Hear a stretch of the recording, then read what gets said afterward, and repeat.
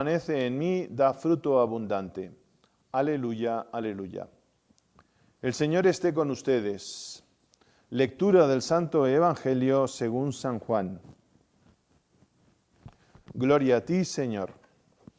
En aquel tiempo, Jesús dijo a sus discípulos: Yo soy la verdadera vid y mi Padre es el viñador.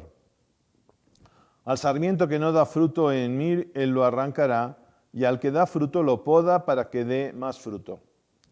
Ustedes ya están purificados por las palabras que les he dicho.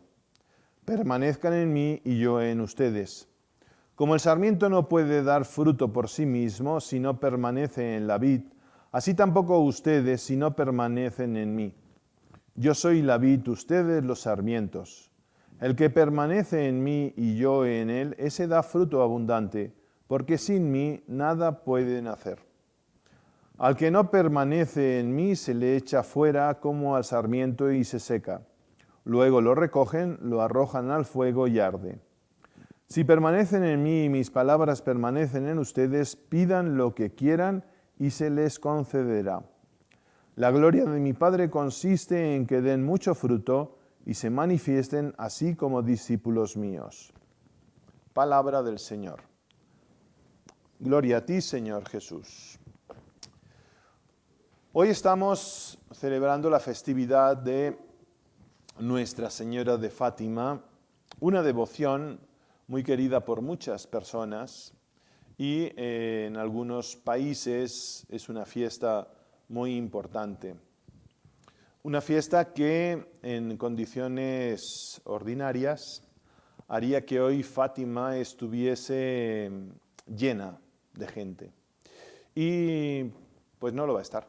Van a estar algunos sacerdotes que están allí trabajando en Fátima, algunas personas, y pues custodiada por policía para que no entre gente en el santuario. Y eso pues por una parte produce una tristeza porque los lugares santos, los lugares de devoción, los lugares donde se ha manifestado Dios nuestro Señor, pues no están abiertos. Se irán abriendo poco a poco, con la gracia de Dios. Pero con nuestra oración, pues sí estaremos presentes allí. Y sobre todo, lo importante no sería tanto el ir a Fátima. Lo importante sería vivir lo que la Virgen nos predicó, nos dijo en Fátima.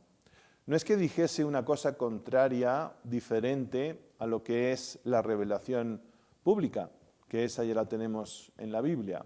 Y podemos tener y creer en devociones o no creer. La revelación pública ya está, que es la que nos enseña la Biblia y el magisterio. Pero ha querido Dios nuestro Señor recordarnos de una manera especial algunas cosas a través de esas apariciones, en este caso Fátima.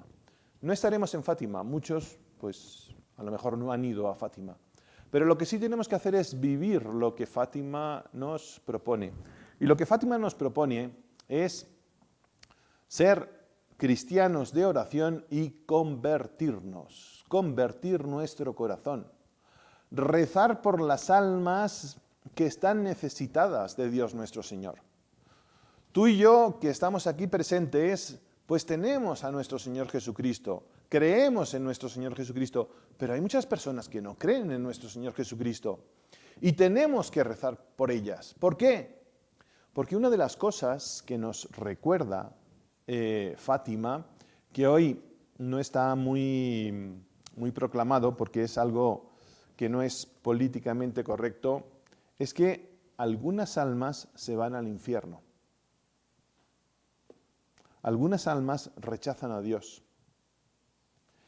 Y como hacían los pastorcitos, hacían sacrificios, hacían oración por esas almas que ellos veían cómo iban cayendo lucecitas hacia el infierno. Necesitamos rezar unos por otros.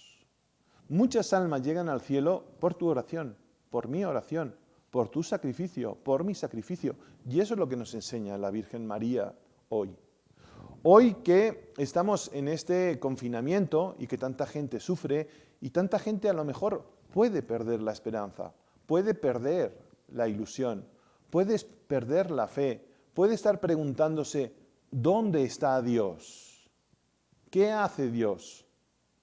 Es una pregunta que se han hecho a lo largo de la historia en muchos momentos. En el Holocausto de los judíos también una de las preguntas es, ¿dónde está Dios? El silencio de Dios. ¿Dónde está Dios en los mártires que hay en Oriente, en África, porque son perseguidos por ser cristianos? ¿Dónde está Dios? ¿Dónde está Dios en esas personas que se mueren de hambre? ¿Dónde está Dios? ¿Dónde está Dios ahora que no acaba con esta pandemia? Dios nuestro Señor muchas veces parece que está callado y necesita de ti y de mí para poder hablar de su amor, para poder hablar de ese espíritu de solidaridad, de ese espíritu de fe. Necesitamos hombres como Juan Pablo II, como Madre Teresa de Calcuta, como San Maximiliano Kolbe, como tantos hombres y mujeres que son fieles y que con su vida ellos predican a Dios. Eso es lo que nos dice la Virgen de Fátima hoy, en este día. Conviértete, pon a Dios en el centro de tu vida. Pon a Dios en tu corazón, que Él sea la fuente, que Él sea la fuente de tu amor, que sea la fuente de tu fe, que sea la fuente de tu alegría, que sea la fuente de tu servicialidad, que sea la fuente de tu honestidad. Si Dios no está con nosotros, no seremos honestos, duraremos poco, porque el diablo no está de vacaciones, hijos míos, él sigue trabajando. Lo que la Virgen de Fátima en esos momentos, cuando se apareció, estaba empezando una gran ideología, que era el comunismo. La Virgen no vino a hacer política.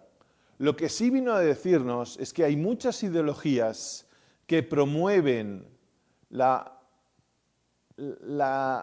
lucha contra lo que Dios nuestro Señor quiere, que es la dignidad de la persona.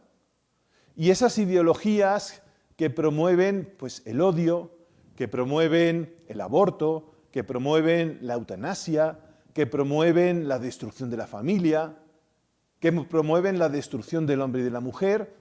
Eso es lo que la Virgen nos prevenía en ese principio del siglo XX.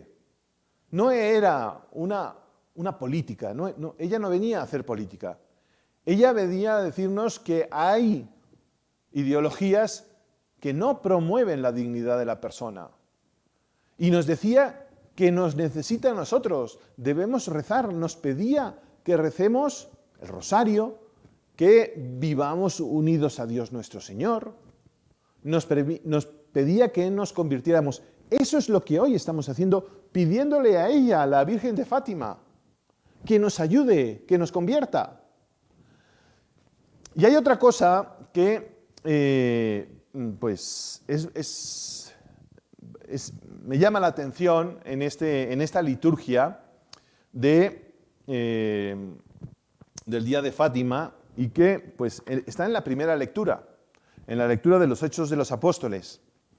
Estaban Pablo y Bernabé en Antioquía, estaban evangelizando, todo muy bonito, pero dice esta lectura que llegaron algunos discípulos de Jerusalén, Antioquía, y provocó, porque estos discípulos les decían que se tenía que cumplir la ley mosaica, la ley ya pues tradicional dentro de los judíos.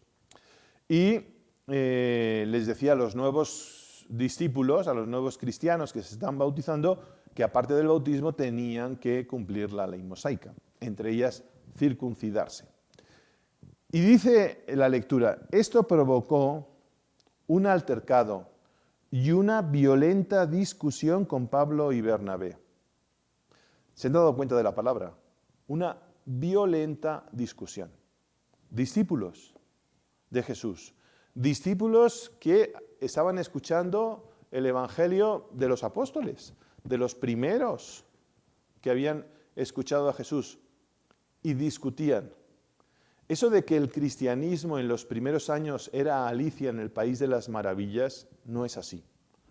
Había violentas discusiones, había altercados, había diferentes opiniones y no eran así como suaves, eran violentas.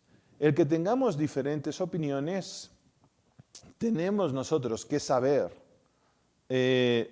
discutir, debemos saber hablar, debemos darnos cuenta de que tú puedes tener una opinión y yo puedo tener otra. Siempre y cuando no vayamos en contra de la fe, de lo que es sustancial y fundamental. ¿Y quién es el que discierne si estamos o no estamos? La Iglesia. La Iglesia es a la que tenemos que escuchar.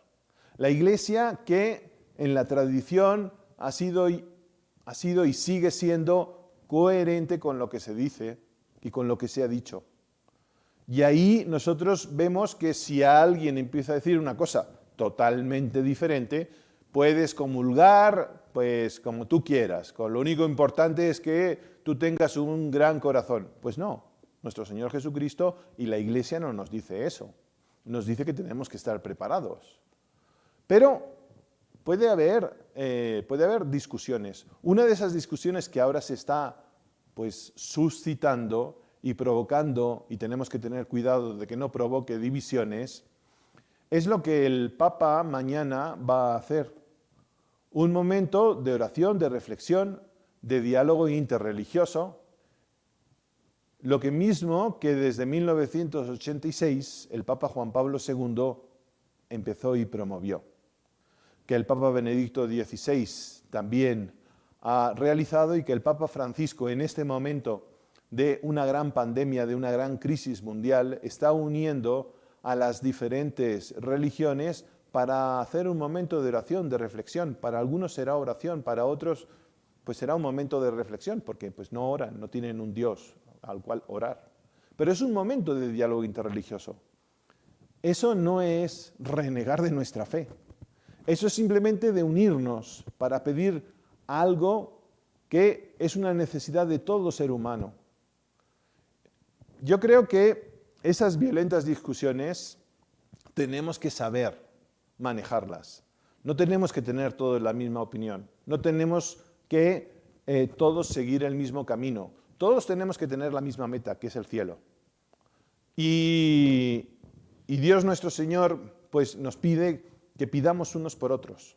La Virgen de Fátima nos pide que pidamos unos por otros, que sepamos volver nuestro corazón a Él. En los momentos de crisis, como estamos ahora, no solamente por la pandemia, sino por el momento de crisis cultural y religiosa que hay, podemos tener miedo. No es volviendo al pasado, cómo nosotros nos vamos a encontrar a Dios. Es mirando a Dios, es mirando a Cristo, es mirando lo que nuestra Iglesia nos va diciendo. Escuchar. Y que Dios nuestro Señor pues, nos vaya ayudando para establecer ese diálogo que vaya buscando esa unidad interreligiosa, diferente del ecumenismo, que son las religiones que creen en Cristo. Ahí hay otro tipo de diálogo. Una cosa es el ecumenismo y otra cosa es el diálogo interreligioso.